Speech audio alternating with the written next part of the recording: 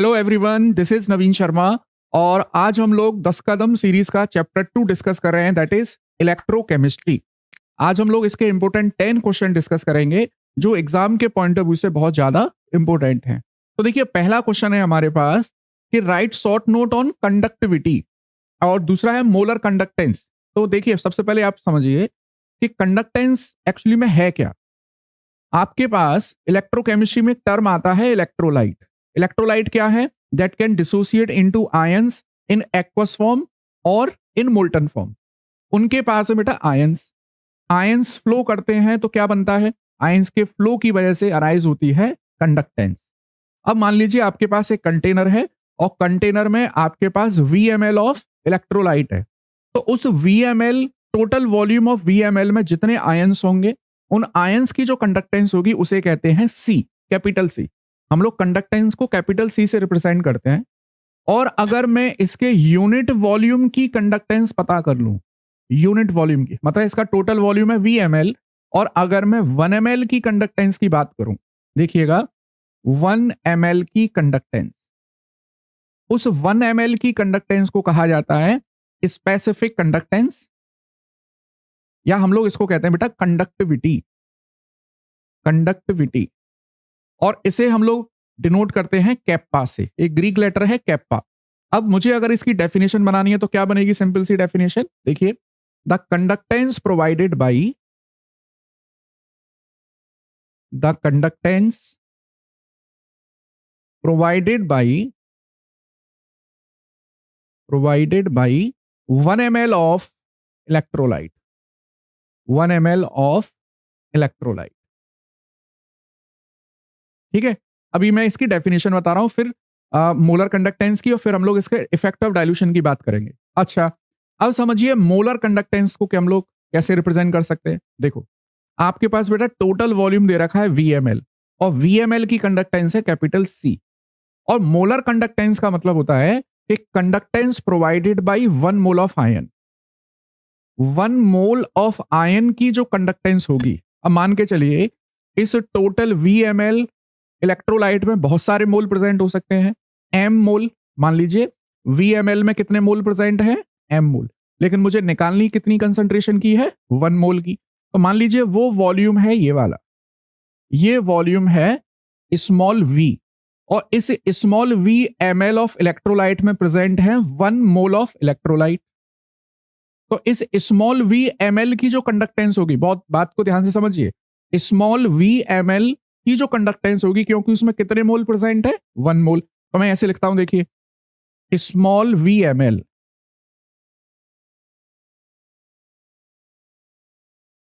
VmL of electrolyte. इसकी जो conductance होगी उसे हम लोग कहते हैं मोलर कंडक्टेंस, और इसको रिप्रेजेंट करते हैं पाई m से। अच्छा, अब मैं यहां पर आपको इसका फॉर्मूला बताता हूं। देखिए, मोलर कंडक्टेंस का फॉर्मूला कैसे निकालते हैं। 1 ml की कंडक्टेंस कितनी है? 1 ml की कैप्पा, और हमें कितने वॉल्यूम की निकालनी है? स्मॉल v वॉल्यूम की। ये स्मॉल v वॉल्यूम कौन सा है जिसमें 1 मोल ऑफ आयन प्रेजेंट है? अच्छा, हम लोग ये जानते हैं कि टोटल VmL में कितने आयंस प्रेजेंट हैं? m mole of ion. तो ये जो VmL ऑफ आयन है, इसको मैं लिख दूंगा यहां पर, देखिए जैसे 1000 अपॉन m। ये वो वॉल्यूम है जिसमें 1 मोल ऑफ आयन प्रेजेंट है। अब बात को समझिए, मैं यहां पे इसकी डेफिनेशन बनाता हूं। The conductance provided by 1 mole of ion present in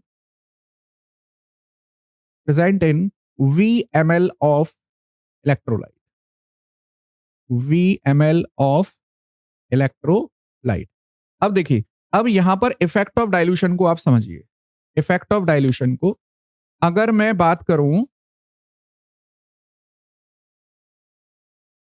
specific conductance या कंडक्टिविटी के लिए, स्पेसिफिक कंडक्टेंस जैसे हम कंडक्टिविटी भी कह रहे हैं, अगर हम लोग इसमें वॉल्यूम इंक्रीज करते हैं तो इसके कंडक्टिविटी पे क्या फर्क पड़ेगा? देखो, मैं साथ में समझा भी रहा हूं और आपको लिखना कितना है ये भी आपको बता रहा हूं।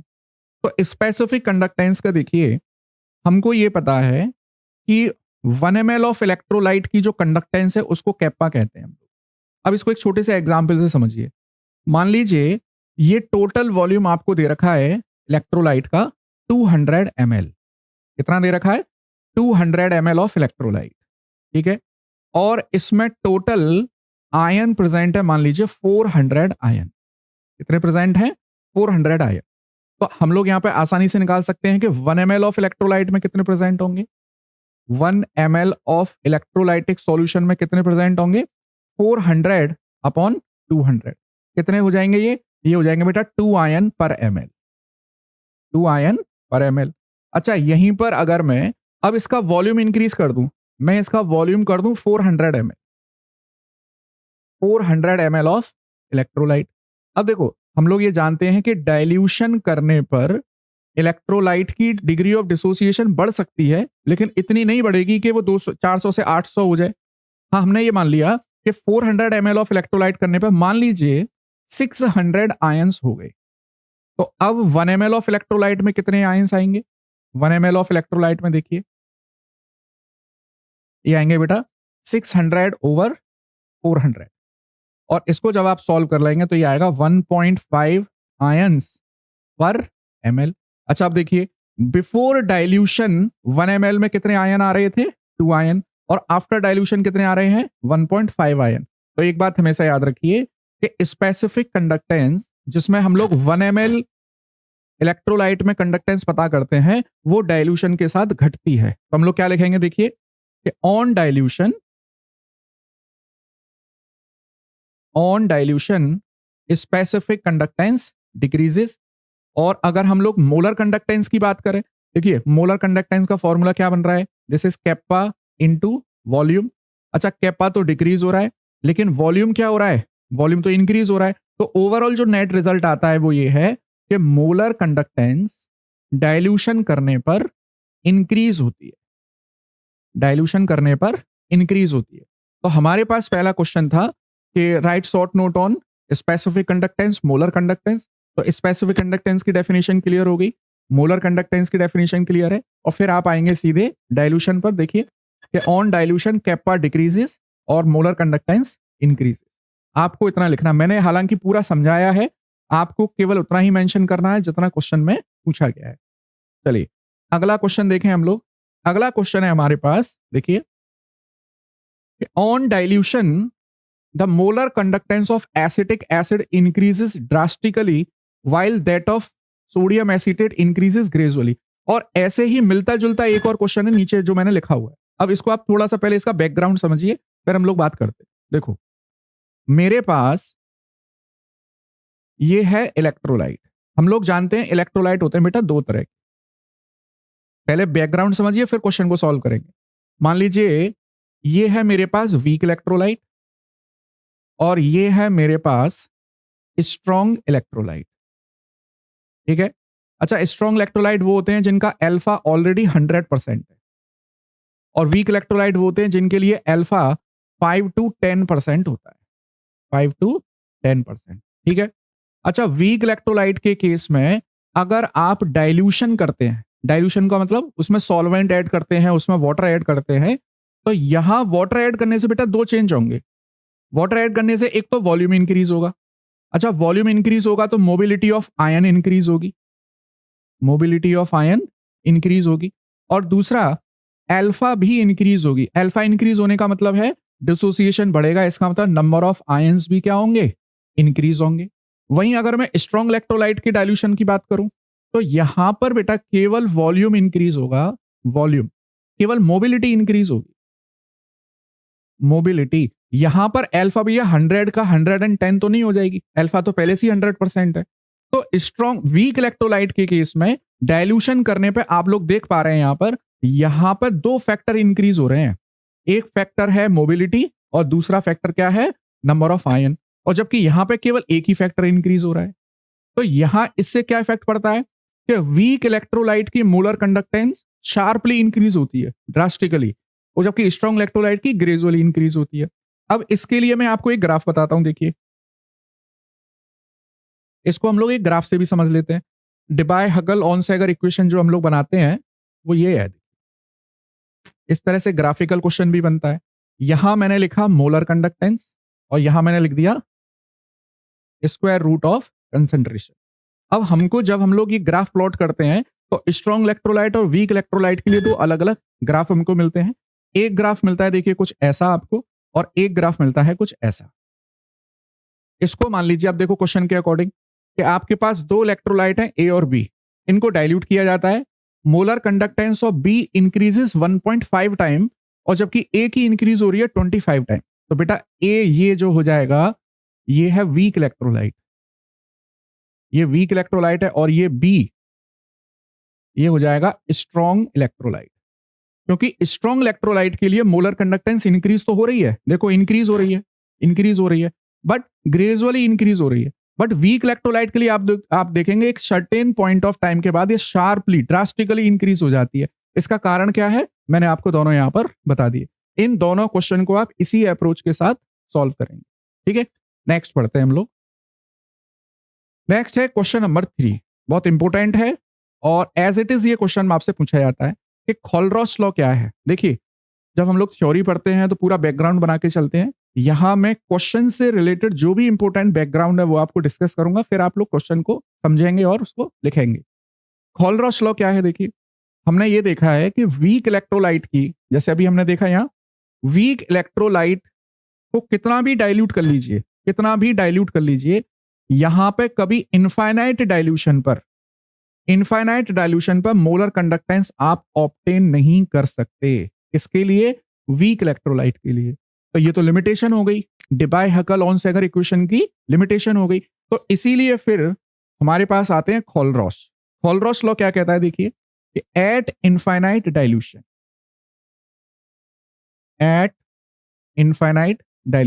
अच्छा, इनफाइनाइट डाइल्यूशन से क्या समझते हैं हम लोग, मैक्सिमम डाइल्यूशन, इतना डाइल्यूशन हम लोग कर चुके हैं कि अब उसकी मोलर कंडक्टेंस में कोई चेंज नहीं आ रहा है। इतना मैक्सिमम अमाउंट ऑफ वाटर हम लोग उसमें ऐड कर चुके हैं। तो eight infinite dilution when dissociation is completed, when dissociation is completed, when dissociation is completed, each and every ion, मैं जैसे लिख रहा हूं एज इट इज वही लैंग्वेज आनी चाहिए, each and every ion make a definite contribution, makes a definite contribution towards the conductance of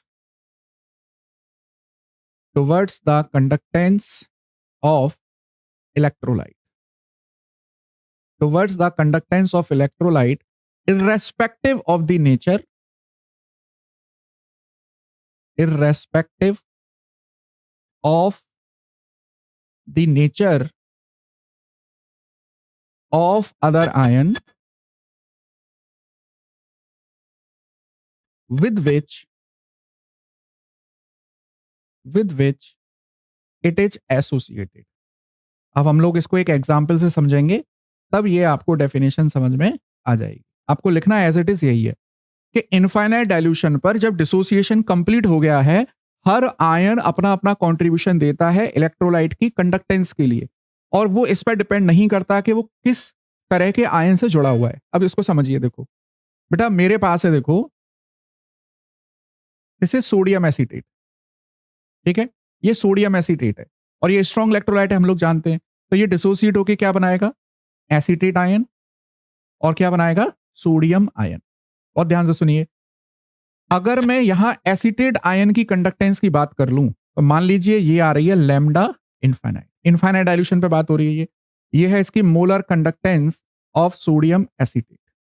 ये dissociate होकर एसीटेट आयन बनाएगा और सोडियम आयन बनाएगा। अच्छा, तो यहां पर आयनिक conductance of acetate ion, ionic conductance of sodium ion को अगर मैं जोड़ दूं तो मुझे मिल जाएगी molar conductance of sodium acetate. इनका अपना अपना कंट्रीब्यूशन है, मान लीजिए इसका कंट्रीब्यूशन आ रहा है बेटा यहां ए और इसका कंट्रीब्यूशन है बी, ठीक है। तो इस एसीटेट आयन का कंट्रीब्यूशन हमेशा ए ही रहेगा, चाहे इसके बगल में H+ आ जाए, चाहे इसके बगल में कुछ और आ जाए, इसका कंट्रीब्यूशन तो ए ही रहेगा। अच्छा देखिए, दूसरा एग्जाम्पल मैं लिखूं यहां, मेरे पास है दिस इज एसिटिक एसिड, हम जानते हैं ये वीक इलेक्ट्रोलाइट है। अच्छा, ये वीक इलेक्ट्रोलाइट है तो कंप्लीट तो डिसोसिएट होगा नहीं है बेटा, ये डिसोसिएट होकर क्या देगा, एसीटेट आयन, और देने वाला है H प्लस आयन। अब यहां जो इसकी मोलर आयनिक कंडक्टेंस आ रही है एसीटेट की, वो यहां भी कितनी आएगी भैया, यहां भी A आएगी। और ये आयनिक conductance of H plus ion, मान लीजिए इसके लिए C आ रही है, यहां पर ये C है। तो मेरे पास एसीटेट आयन, चाहे वो सोडियम एसीटेट से आ रहा हो, चाहे वो एसिटिक एसिड से आ रहा हो, उसके लिए जो आयनिक कंडक्टेंस की वैल्यू है वो हमेशा एक ही रहेगी, मतलब सेम रहेगी। अब देखो अगला, मैं यहां पर लिख दूं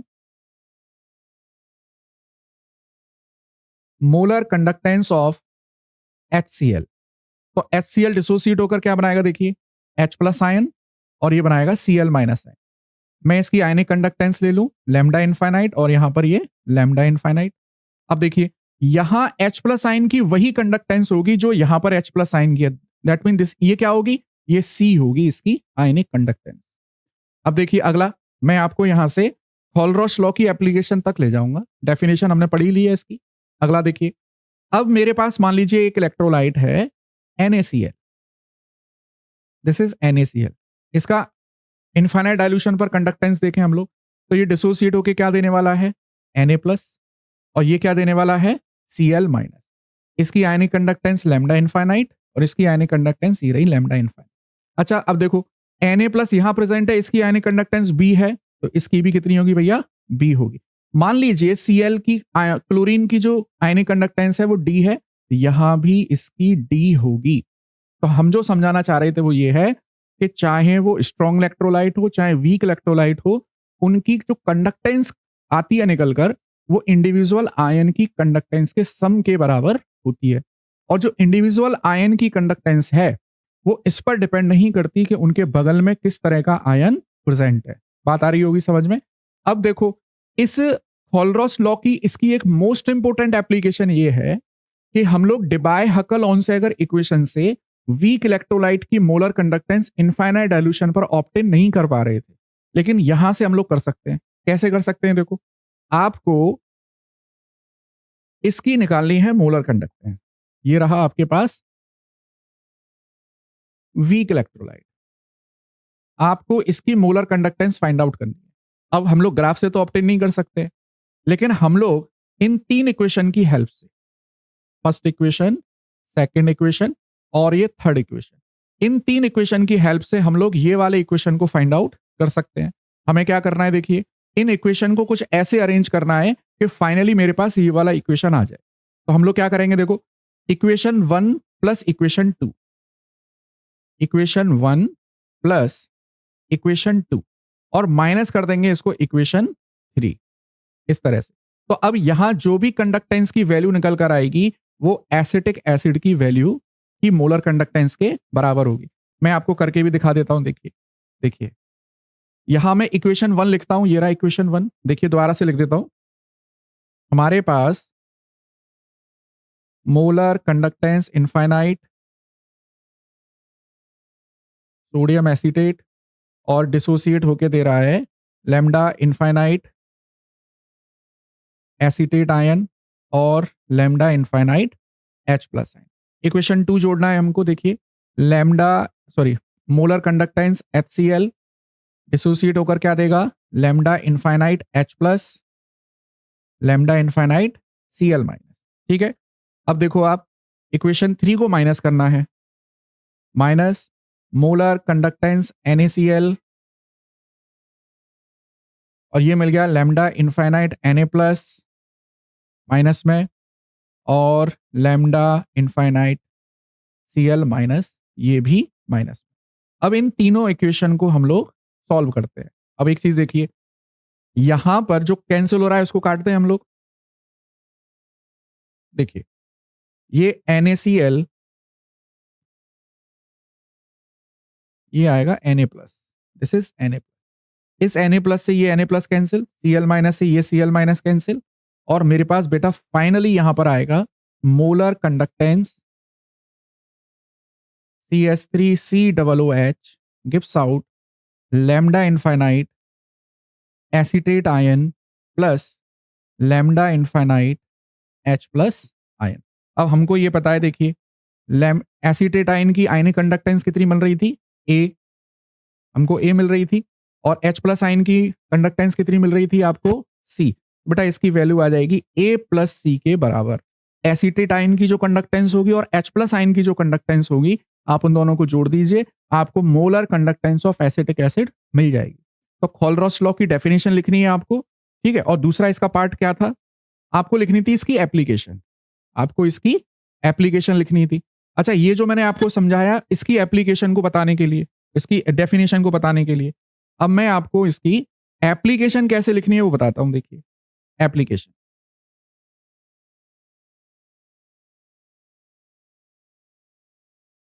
पहला है to determine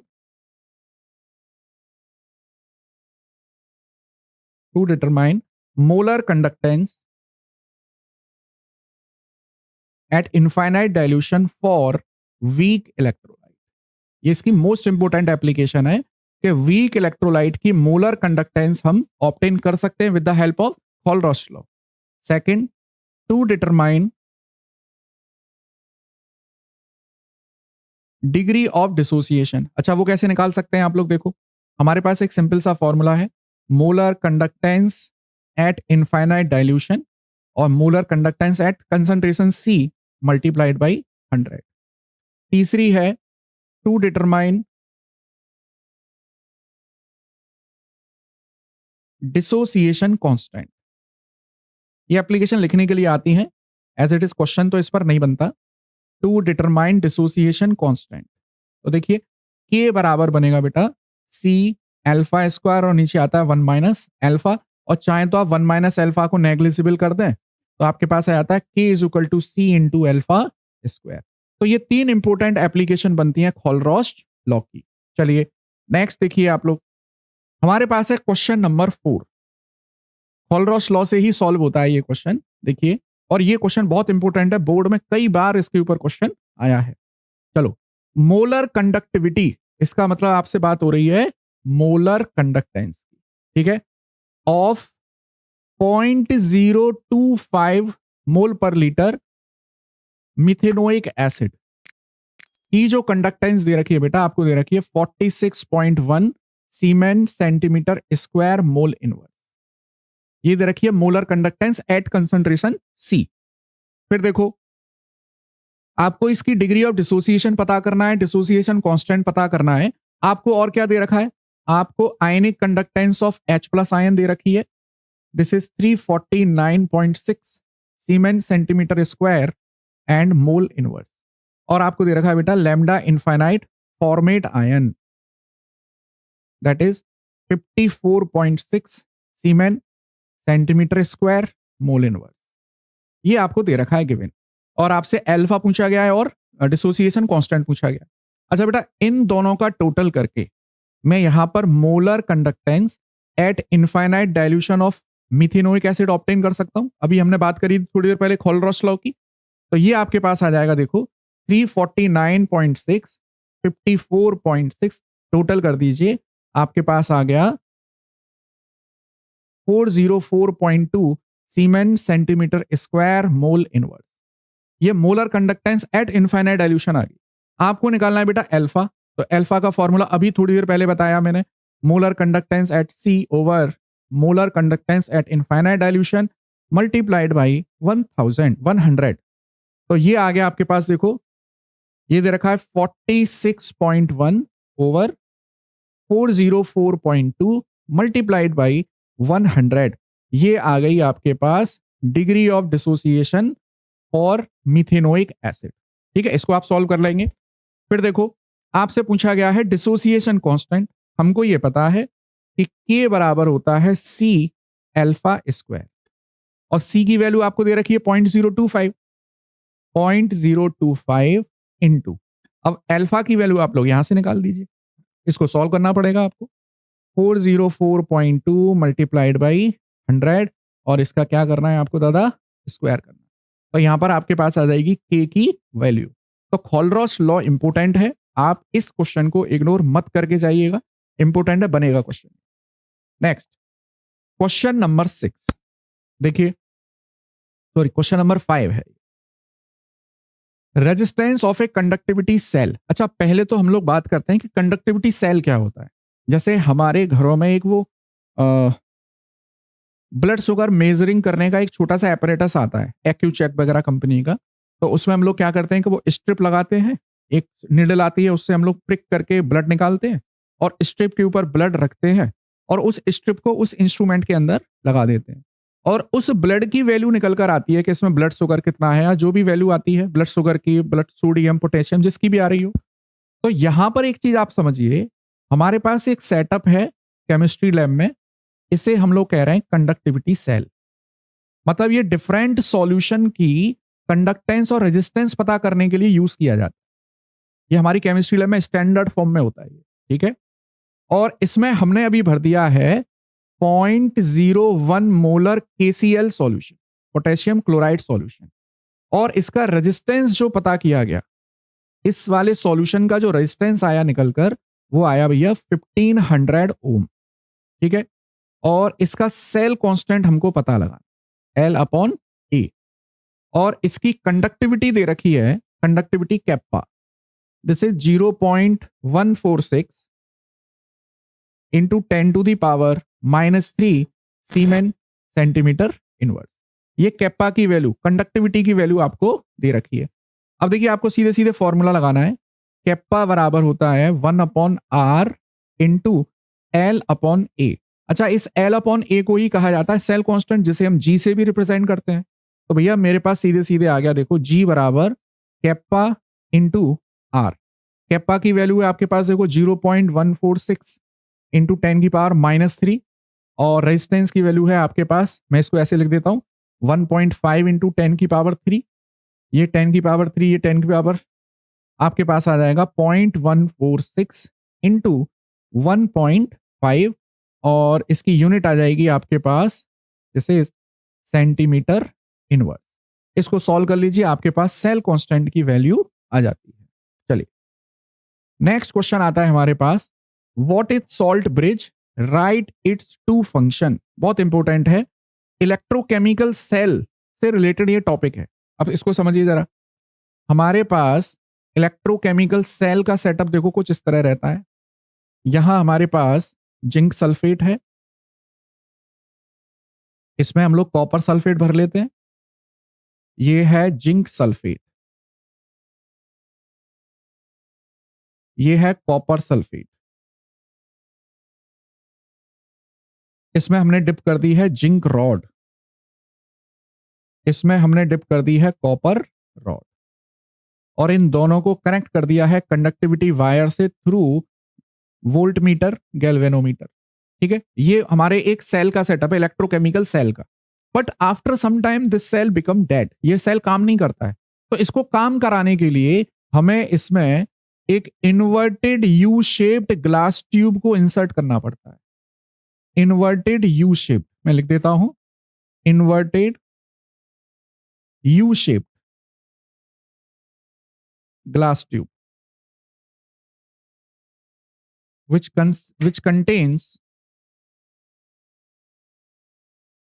which contains inert electrolyte,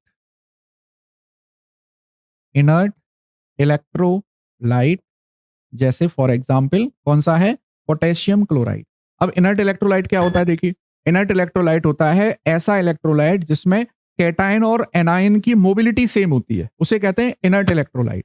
तो हम लोग क्या करते हैं, देखो, जब ये सेल काम कर रहा होता है तो इस सेल में यहां लगातार Zn+2 आयन बढ़ते जाते हैं और यहां लगातार कॉपर+2 कम होते जाते हैं। इसका मतलब सल्फेट आयन लगातार बढ़ते जा रहे हैं। तो अब होता क्या है, इसकी पोलरिटी चेंज हो जाती है सॉल्यूशन की, क्योंकि ये रॉड है नेगेटिवली चार्ज, ये है rod positively charge, but solution opposite होता जा रहा है। ये सॉल्यूशन बन गया पॉजिटिव और ये वाला सॉल्यूशन बन गया नेगेटिव। इस कंडीशन को बोलते हैं लिक्विड लिक्विड जंक्शन पोटेंशियल। तो सबसे पहले तो आप लोग सॉल्ट ब्रिज को डिफाइन करेंगे कि it is defined as inverted U shaped glass tube which contains inert electrolyte, for example KCl, ठीक। अब इसके फंक्शन पर आइए। तो बेटा पहला फंक्शन बनता है it is used to provide, अब देखो, इस वाले आयन में पॉजिटिव चार्ज बढ़ रहा है तो डेफिनेटली क्या जाना चाहिए यहाँ पर Cl माइनस क्लोराइड आयन, और यहाँ नेगेटिव बढ़ रहा है तो ये जाना चाहिए पोटेशियम आयन। तो it is used to provide chloride ions to zinc sulphate solution and potassium ion to copper sulphate solution. ठीक, दूसरा फंक्शन देखिए, इन दिस वे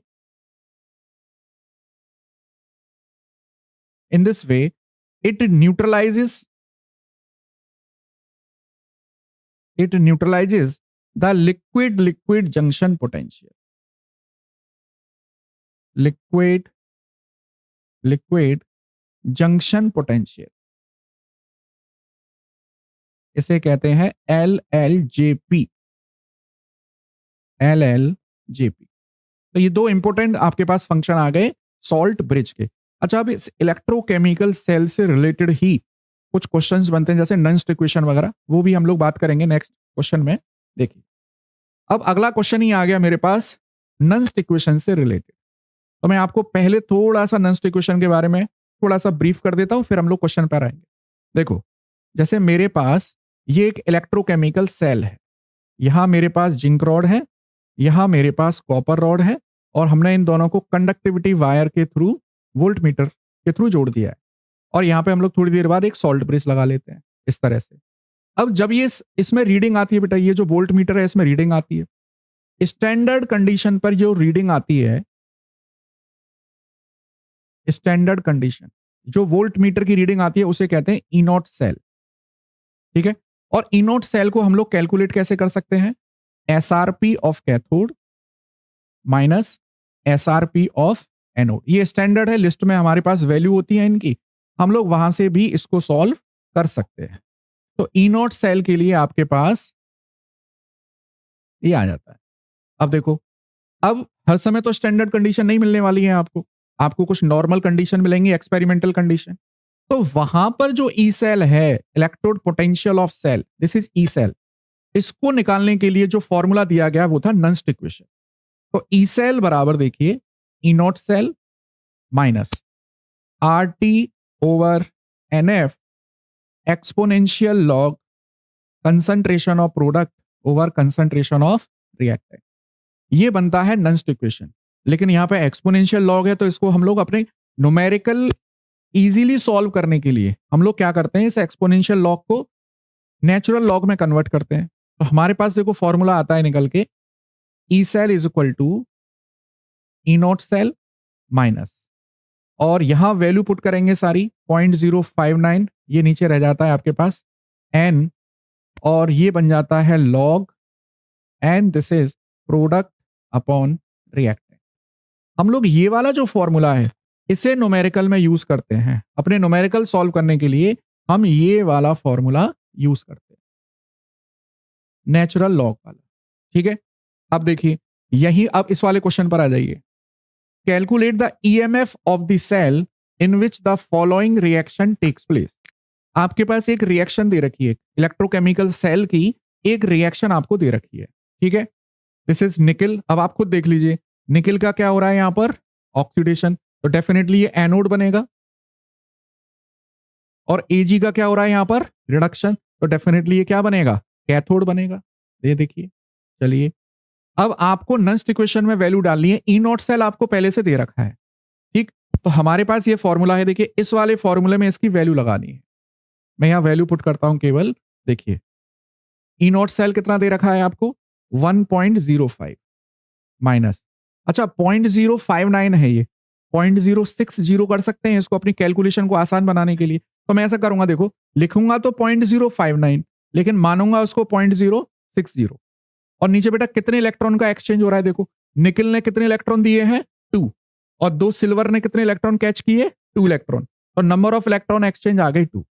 अब आ जाइए लॉग, अच्छा ये जो प्रोडक्ट साइड में आ रहे हैं, देखो प्रोडक्ट साइड में आपको क्या मिल रहा है, आयनिक फॉर्म में निकल, और इसकी कंसंट्रेशन कितनी है 0.160, और रिएक्टेंट साइड में क्या मिल रहा है आपको 2Ag प्लस, इसका मतलब Ag प्लस की पावर आ जाएगी 2, और ये मैं इसको लिख दूंगा, देखो 1 2 3 2 इंटू 10 की पावर -2, 2 इंटू 10 की पावर -3, और इसका आ जाएगा बेटा स्क्वायर, इसका बनेगा स्क्वायर।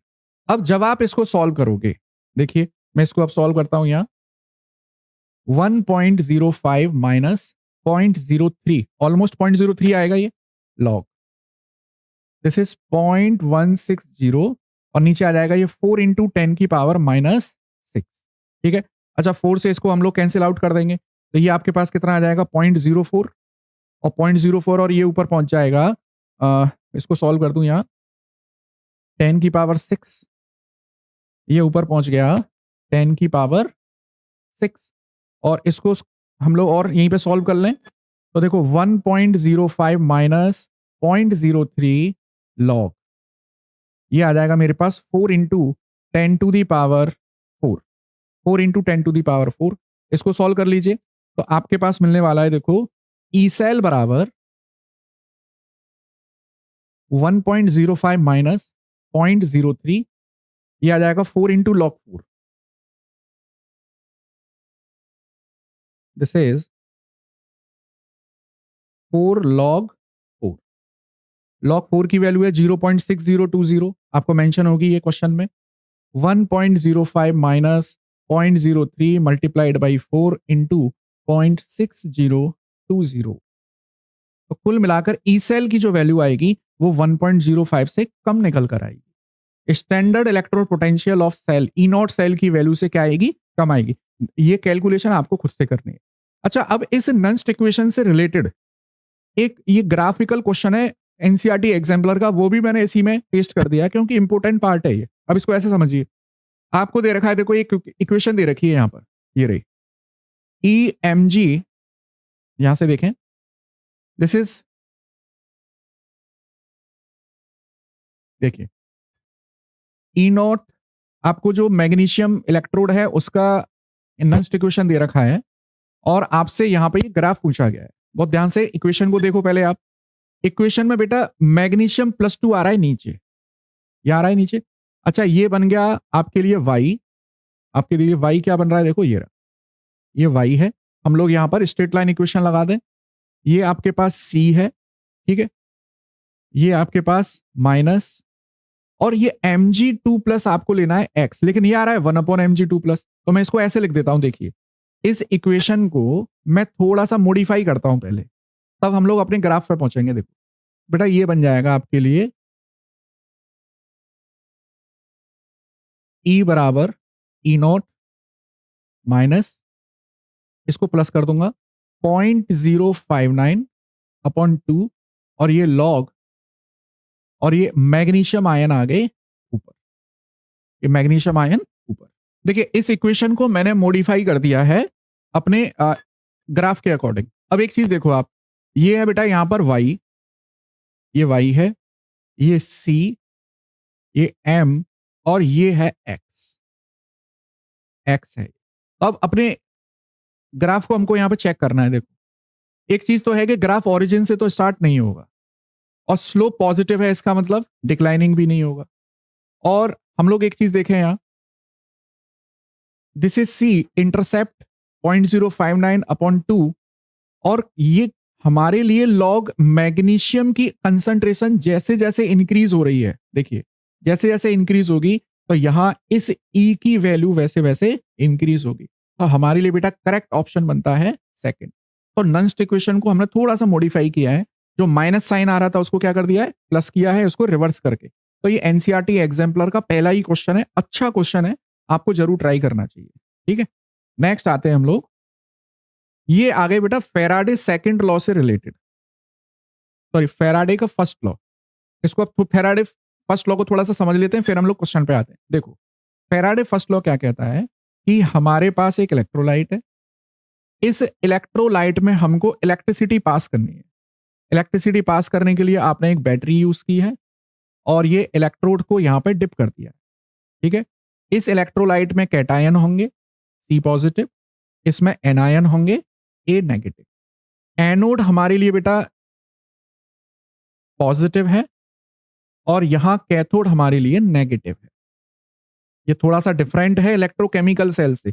इलेक्ट्रोकेमिकल सेल में एनोड नेगेटिव होता है और कैथोड पॉजिटिव होता है। यहाँ इलेक्ट्रोलाइटिक सेल में एनोड पॉजिटिव है और कैथोड नेगेटिव है। अब यहाँ क्या होता है, देखो एनोड पहुंचता है भैया, एनायन पहुंचता है एनोड पर और कैटायन पहुंचता है कैथोड पर। अपोजिटली चार्ज के पास जाते हैं ये लोग। चलिए, अब अगर हमने इलेक्ट्रोलाइट में कोई मेटल का सॉल्ट ले लिया, जैसे मान लो बेटा मैंने कॉपर सल्फेट ले लिया। अब कॉपर सल्फेट कैसे डिसोसिएट होगा, Cu+2 और सल्फेट, तो डेफिनेटली कॉपर प्लस टू कहां जाएगा, कैथोड पर। और कैथोड पर क्या होता है, रिडक्शन। तो copper plus two 2 electron catch करके क्या बनाएगा, कॉपर सॉलिड बनाएगा, ये डिपॉजिट हो जाएगा, कॉपर डिपॉजिट हो जाएगा यहाँ।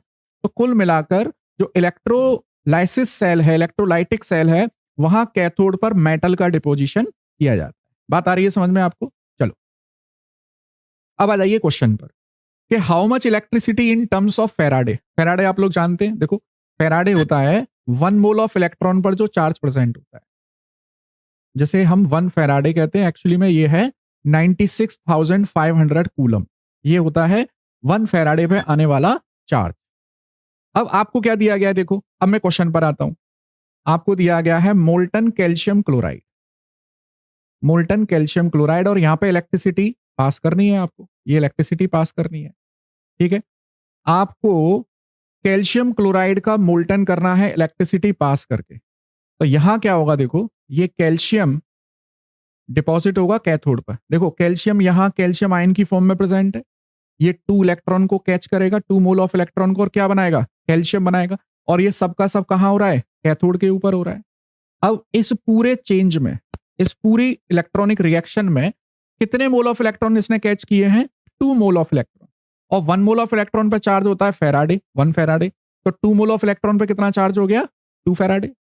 अब एक चीज देखो, यहां कितना कैल्शियम मिल रहा है आपको, 40 ग्राम। आपको चाहिए कितना, 20 ग्राम। तो आप सीधे सीधे लिख सकते हो 20 gram of calcium can be obtain by passing 1 Faraday charge, क्योंकि 40 ग्राम के लिए 2 फेराडे चाहिए। बात आ रही है समझ में। अगला क्वेश्चन देखो कि 40 ग्राम ऑफ एल्यूमिनियम आपको लेना है। बहुत अच्छा क्वेश्चन है ये, देखिए यहां सेकंड पार्ट लिखता हूं मैं इसका। अब आपको दे रखा है बेटा Al2O3। अब Al2O3 जब इसमें इलेक्ट्रिसिटी पास करी जाएगी तो ये बनाएगा 2 एल्यूमिनियम और यहां से निकलेगी ऑक्सीजन। मैं ऐसे लिख देता हूं,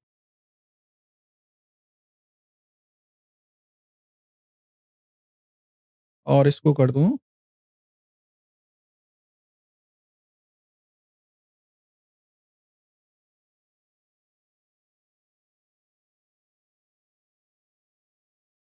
देखिए, और इसको मैं कर देता हूं Al2O3। देखो यहां मिलेगा आपको 2 एल्यूमिनियम। भैया Al2O3 से आपको कितना मिलने वाला है, 2 एल्यूमिनियम। अब हम लोग एक चीज जानते हैं, एक एल्यूमिनियम के ऊपर चार्ज है Al+3, और ये यहाँ पे 2 मोल ऑफ एल्यूमिनियम है। बात आ रही है समझ में, 2 मोल ऑफ एल्यूमिनियम आयन है। तो यहाँ पे डेफिनेटली इसने 6 मोल ऑफ इलेक्ट्रॉन को कैच किया होगा। अब 6 मोल ऑफ इलेक्ट्रॉन का मतलब है 6 फेराडे। अब 6 फेराडे इलेक्ट्रिसिटी पास करके आपको कितना एल्यूमिनियम मिल रहा है, 2 × 27 gram, that means 54 gram. 54 gram of aluminium obtain हो रहा है, देखिए इससे 6 फेराडे से। तो 1 ग्राम ऑफ एल्यूमिनियम कैसे ऑब्टेन होगा, 6 फेराडे ओवर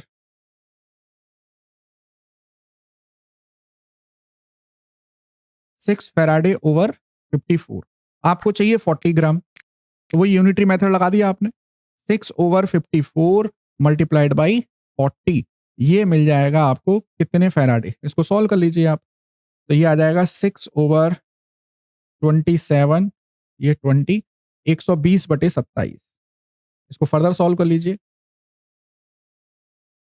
120/27, तो ये आ जाएगा 40/9,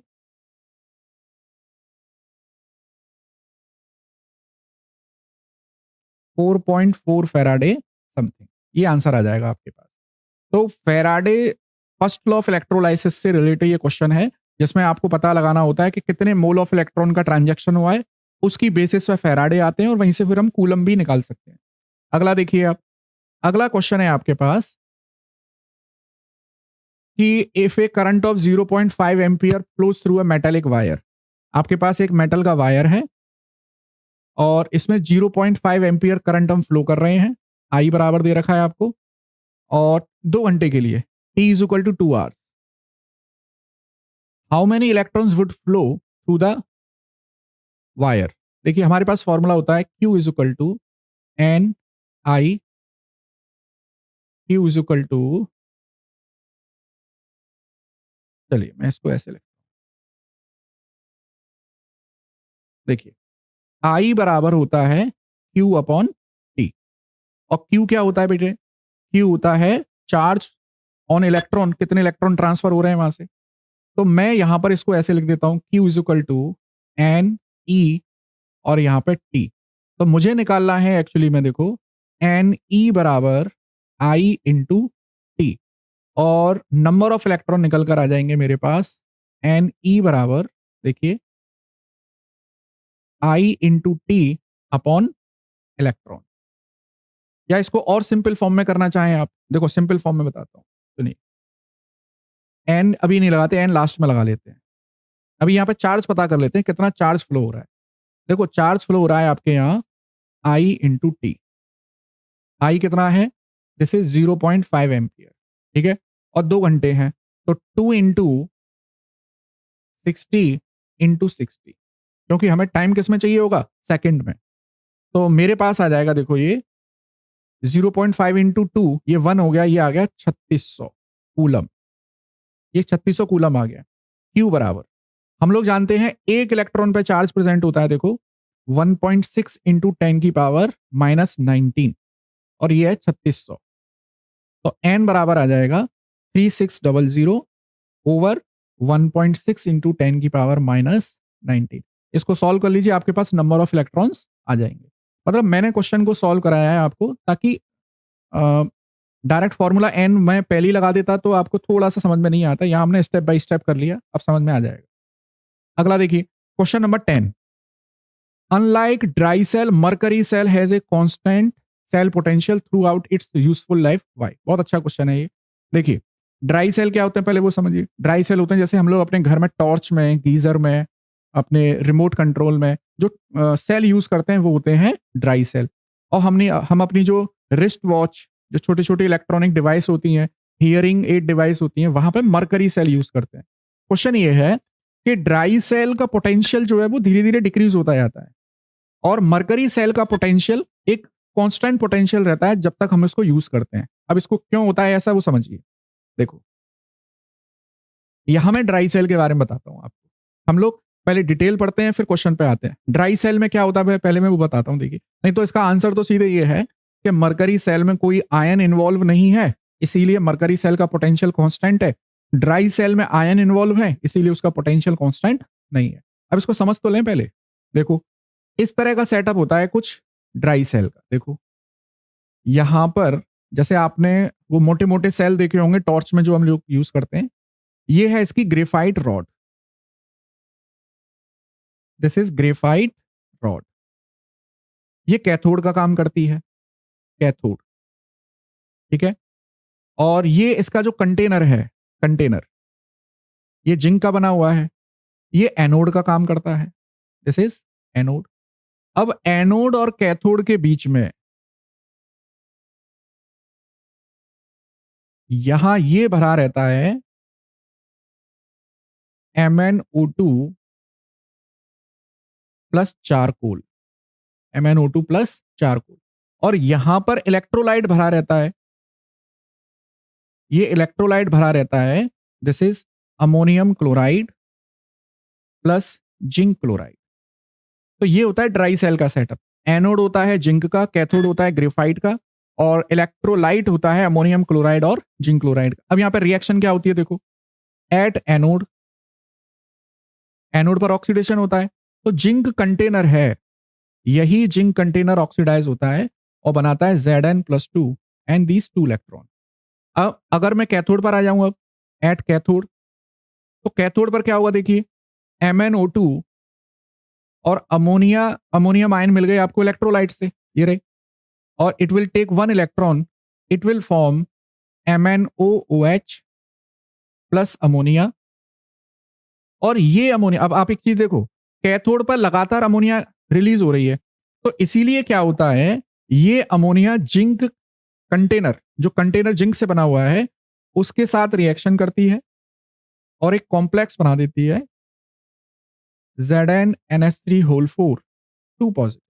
इसीलिए भले ही आप ड्राई सेल को यूज ना करें, जैसे आप लोग अपनी रिमोट के लिए सेल ले आओ एडवांस में, भले ही आप उसको यूज ना करो, but after few day it will start degrading, इनका डिग्रेडेशन स्टार्ट हो जाता है, क्योंकि जो अमोनिया गैस रिलीज हो रही है वही उसके जिंक की जो परत है उसको डिग्रेड करना स्टार्ट कर देती है। ठीक है, तो यहां पर बेटा आप लोग देख रहे हो, अगर आप यहाँ एनोड और कैथोड को कि नेट सेल निकालो, नेट सेल रिएक्शन लिखो यहां पर, तो देखो आपके पास क्या निकल के आने वाला है, देखो Zn plus MnO2 plus ammonium ion gives out Zn plus 2 plus MnOOH plus ammonia. तो बेटा यहां पे आयन इन्वॉल्व हो रहे हैं, आयन, और आयन हम लोग जान रहे हैं धीरे धीरे क्या होंगे, डिग्रेड होंगे, तो इसीलिए ड्राई सेल का पोटेंशियल लगातार डिक्रीज होता जाता है। अगर मैं मरकरी सेल की बात करूंगा, अब आप मरकरी सेल पे आइए, देखो मरकरी सेल का क्या कॉन्सेप्ट है, ऐसा होता है कुछ मरकरी सेल छोटा सा, जैसे हम बटन सेल भी कहते हैं, देखो ये इस तरह का एक मरकरी सेल की मैंने एक छोटा सा रिप्रेजेंटेशन बनाया है, ये यहाँ बीच में ऐसे, आपने देखा होगा रिस्ट वॉच वगैरह में हम लोग यूज करते हैं, आजकल जो कीलेस गाड़ियां आ रही हैं उनमें भी एक मोटा सा मरकरी सेल यूज करते हैं हम लोग। अब यहां क्या होता है, देखो बेटा यहां पर एनोड बना होता है जिंक अमलगम का, ठीक है, कैथोड बना होता है मर्क्यूरिक ऑक्साइड प्लस कार्बन का, और यहां बीच में इलेक्ट्रोलाइट भरा रहता है मरकरी सेल में, यहां इलेक्ट्रोलाइट भरा रहता है, that is of KOH plus zinc oxide. ये सेटअप होता है मरकरी सेल का। अच्छा एक चीज और बता दूं, ड्राई सेल का पोटेंशियल होता है 1.5 वोल्ट और यहां मरकरी सेल का रहता है 1.35 वोल्ट, और ये पूरी जब तक हम इसको यूज करेंगे इसका पोटेंशियल यही रहने वाला है, जबकि ड्राई सेल का पोटेंशियल 1.5 से 4, 3, 2, 1.1 इस तरह से धीरे धीरे धीरे धीरे कम होता जाएगा। अब यहां ऐसा क्यों होता है, देखो एट एनोड, एनोड पर क्या होने वाला है, देखो हमारे पास है जिंक अमलगम, ठीक, ये रिएक्ट करेगा भैया हाइड्रोक्साइड ऑफ इलेक्ट्रोलाइट, और भैया ये बनाएगा देखो zinc oxide plus, it will form, देखिए it will form zinc oxide plus H2O plus, देखें अब यहां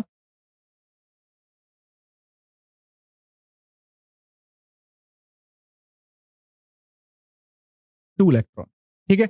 अब आ जाइए at cathode, at cathode, cathode पे क्या होने वाला है, हमारे पास जो HgO है, इस HgO it will take H2O and these 2 electrons and it will form Hg liquid and OH minus, 2OH minus। अब आप जब इसकी नेट सेल रिएक्शन निकालोगे तो देखो OH माइनस से OH माइनस कैंसिल, H2O से H2O कैंसिल, इलेक्ट्रॉन से इलेक्ट्रॉन कैंसिल, आपके पास केवल ये आने वाला है zinc amalgam plus mercuric oxide gives out zinc oxide plus mercury. यहां कहीं भी कोई आयन इन्वॉल्व नहीं हो रहा है, no involvement of ion, that's why mercury will provide constant potential throughout its life. तो इस तरह से आपको इस क्वेश्चन का आंसर लिखना है, एक तरफ ड्राई सेल लिखेंगे, एक तरफ mercury cell. Mercury cell do not involve any ion during its life and dry cell involve ion, that's why their concentration gradually decreases over the time. ठीक है, नेक्स्ट आते हैं हम लोग, हमारे पास है question number 11, recharging of lead storage battery. बहुत इंपॉर्टेंट कॉन्सेप्ट है, सेकेंडरी स्टोरेज बैटरी से रिलेटेड है। सेकेंडरी स्टोरेज बैटरी क्या होती है, ये होती है ऐसी बैटरी जो एक बार डिग्रेड हो जाए, जो एक बार डिस्चार्ज हो जाए, तो हम उनको बार बार रिचार्ज कर सके by passing current in opposite direction. इसको ऐसे समझिए, हमारे पास इस तरह का एक लेड स्टोरेज बैटरी है। इसमें हम लेते हैं बेटा 38% सल्फ्यूरिक एसिड। ये लिया हमने 38% सल्फ्यूरिक एसिड, और इसमें हम लोग डिप करते हैं स्पॉन्जी लेड की रॉड, स्पॉन्जी लेड की रॉड और लेड ऑक्साइड की रॉड। मैं इसको थोड़ा सा बड़ा और कर दूं यहाँ।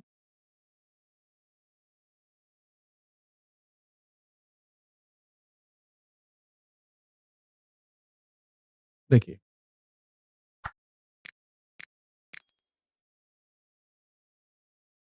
ये हमारे पास एनोड है, नेगेटिवली चार्ज्ड है, और ये हमारे पास कैथोड है, पॉजिटिवली चार्ज्ड है।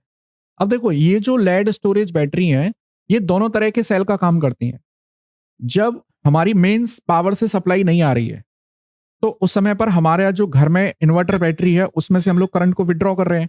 दैट मीन्स हम लोग अपनी बैटरी को डिस्चार्ज कर रहे हैं। ये मैंने जो अभी बनाया है आपको, this is discharging of battery, discharging of battery. मतलब आप लोग इन 10 क्वेश्चंस को कर ही लेंगे, लेकिन इससे रिलेटेड पीछे की चीजें भी मैं आपको कवर कर रहा हूं। मतलब मान लीजिए ये क्वेश्चन रिचार्जिंग का ना होकर डिस्चार्जिंग का आ गया, तो भी आप लोग इस क्वेश्चन को कर पाओगे। तो इसीलिए हम लोग थोड़ा सा डिटेलिंग में लेकर चल रहे हैं। तो बेटा, डिस्चार्जिंग ऑफ बैटरी को समझिए पहले। ये जो एनोड है, ये बना हुआ है स्पॉन्जी लेड का, और कैथोड बना हुआ है लेड ऑक्साइड का, और H2SO4 यहाँ पर इलेक्ट्रोलाइट है। अब क्या होता है, देखो, डिस्चार्जिंग ऑफ बैटरी के समय पर ये सेल किसका काम करती है? इलेक्ट्रोकेमिकल सेल का काम करती है। एनोड नेगेटिव है, कैथोड पॉजिटिव है। अब देखिए इसको, मैं यहां पर अभी सेल रिएक्शन लिखता हूं। एट एनोड, ड्यूरिंग डिस्चार्जिंग की बात हो रही है अभी। एट एनोड देखो, lead plus sulphate, it will form lead sulphate और 2 इलेक्ट्रॉन विल रिलीज। ये बात हो रही है एनोड पर जो हो रहा है। अब आ जाइए at cathode. At cathode, cathode किसका बना हुआ है भैया? लेड ऑक्साइड का बना हुआ है। फिर H प्लस आयन इलेक्ट्रोलाइट से आ जाएंगे, सल्फेट आयन इलेक्ट्रोलाइट से आ जाएंगे, और ये 2 इलेक्ट्रॉन जो एनोड पर रिलीज हुए हैं, उनको ये कैच कर लेगा, रिडक्शन होगा। आपको मिलने वाला है यहां पर PbSO4 plus, and this is 2H2। जब आप इसको नेट सेल रिएक्शन कर देंगे, या दोनों को जोड़ देंगे, आपको नेट सेल रिएक्शन मिल जाएगी। ये हो रहा है ड्यूरिंग डिस्चार्जिंग। अब मैं बात करूं ड्यूरिंग रिचार्जिंग। ड्यूरिंग रिचार्जिंग, इसका मतलब अब आपको करंट इसमें फ्लो करना है, इस सेल, इस बैटरी में। अब ये बैटरी जो है इलेक्ट्रोलाइटिक सेल की तरह काम करेगी, इलेक्ट्रोलाइटिक सेल की तरह काम करेगी। तो हमारी जो इन्वर्टर बैटरी है, वो इलेक्ट्रोकेमिकल सेल की तरह भी काम करती है और इलेक्ट्रोलाइटिक सेल की तरह भी। अब यहां क्या होगा, देखो, अब जो एनोड पहले नेगेटिव था, अब वो एनोड क्या हो जाएगा? पॉजिटिव। एट एनोड, एनोड हो जाएगा पॉजिटिव, और कैथोड क्या हो जाएगा? नेगेटिव। पोलरिटी चेंज हो जाएगी। एट कैथोड जो कि कैसा है? नेगेटिव है, और रिएक्शन हो जाएंगी अपोजिट। तो हमारे पास एनोड पर जो रिएक्शन होगी, देखो, PbSO4, PbSO4 plus 2H2, it will give PbO2 plus 4H plus SO4 minus 2 plus 2 electron. और कैथोड पर देखिए, PbSO4, ये रिएक्शन उल्टी होगी और ये बनाएगा Pb प्लस SO4 माइनस 2। तो डिस्चार्जिंग के समय पर जो लेड सल्फेट यहां डिपॉजिट हो गया था ड्यूरिंग डिस्चार्जिंग, वही लेड सल्फेट जब आप रिचार्ज करोगे, तो यही लेड सल्फेट डिसोसिएट होकर क्या बनाएगा? Pb बनाएगा और PbO2 बनाएगा, और दोबारा से सॉल्यूशन में चला जाएगा। तो कुल मिला के डिस्चार्जिंग और रिचार्जिंग की दोनों इंपॉर्टेंट रिएक्शन से मैंने करा दी हैं। किसी भी तरह से क्वेश्चन आए, आप लोग इसको आसानी से कर सकते हो। ठीक है, last question, what is fuel cell? बहुत इंपॉर्टेंट है भैया, ये क्वेश्चन बोर्ड में आने के 110% चांस है। अब फ्यूल सेल क्या है वो समझिए। हमारे यहां पर जो इलेक्ट्रिकल प्रोडक्शन होता है, इलेक्ट्रिसिटी प्रोडक्शन, बेटा वो होता है थर्मल पावर प्लांट से। थर्मल पावर प्लांट से, जो केवल 40% एफिशिएंट होते हैं। मतलब 100 रुपए खर्च करेंगे जब हम लोग, तो हमको 40 रुपीज की बिजली मिलती है। और जबकि ये जो फ्यूल सेल वाला जो कॉन्सेप्ट आया, अभी मैं बताऊंगा क्या है ये फ्यूल सेल वाला जो कॉन्सेप्ट है, ये 70% एफिशिएंट होते हैं। तो ये ज्यादा हमारे लिए कॉमर्शियली, ये ज्यादा फाइनेंशियली, ये ज्यादा अच्छे होते हैं फ्यूल सेल। अब फ्यूल सेल का कॉन्सेप्ट क्या है, देखो।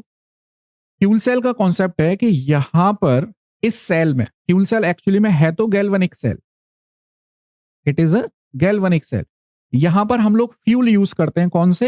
हाइड्रोजन, मीथेन और मीथेनॉल। इनकी कंबशन एनर्जी को डायरेक्ट इलेक्ट्रिकल एनर्जी में कन्वर्ट किया जाए। डायरेक्ट किस में किया जाए? इलेक्ट्रिकल एनर्जी में कन्वर्ट किया जाए। ये कॉन्सेप्ट होता है फ्यूल सेल का। It is defined as a galvanic cell in which combustion energy या फ्यूल एनर्जी ऑफ फ्यूल, जैसे hydrogen, methane, methanol, directly converts into electrical energy. अब इसकी रिएक्शन समझिए आप। और ये हाइड्रोजन ऑक्सीजन फ्यूल सेल बड़ा इंपॉर्टेंट है। ये यूज किया गया था अपोलो स्पेस मिशन में। अपोलो स्पेस मिशन में बेटा हमने इसको यूज किया था। अब इसकी रिएक्शन क्या है वो समझ लो, देखो। पहले मैं इसका छोटा सा प्रोटोटाइप बता देता हूं। सब कुछ एनसीईआरटी से रिलेटेड है भैया। कुछ इस तरह से देखो।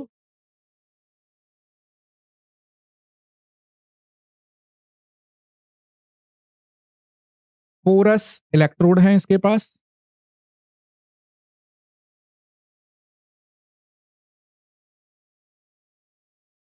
This is anode, cathode.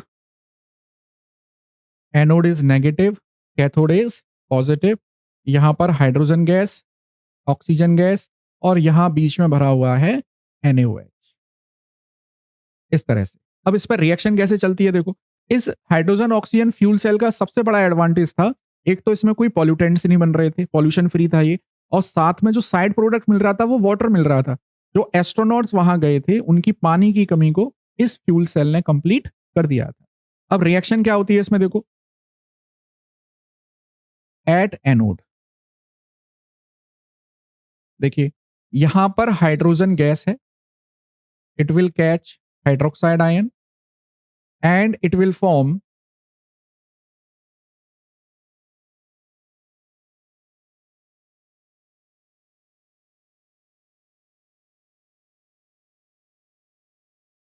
Four electron. Sorry, यहां निकलेंगे 4 इलेक्ट्रॉन। ये रिएक्शन आप लोग को याद रखनी है। यहां निकलेंगे 4 इलेक्ट्रॉन। अब देखिए, कैथोड पर क्या होने वाला है? कैथोड